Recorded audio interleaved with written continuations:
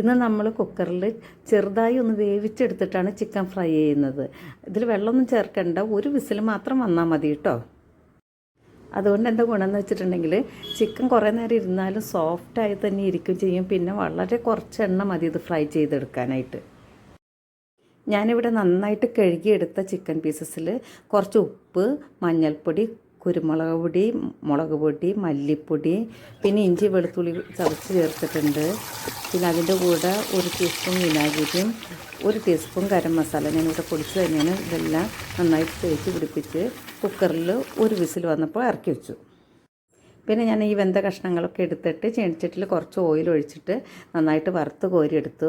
പിന്നെ കുക്കറിൽ കുറച്ച് ഗ്രേവി ഉണ്ടാവുമല്ലേ, അത് ഒരു 2 സവോള എടുത്ത് ചെറുതാക്കി അരിഞ്ഞതുപോലെ പുരട്ടി എടുത്തിട്ട് അതുകൂടി വറുത്ത് കോരി അതിൻ്റെ കൂടെ കുറച്ച് പച്ചമുളകും വേപ്പിലയും കൂടി വറുത്ത് കോരി ചിക്കൻ്റെ മേലെ ഇട്ട് കഴിച്ച് നോക്കി നല്ല ടേസ്റ്റ് ആയിരിക്കും കേട്ടോ.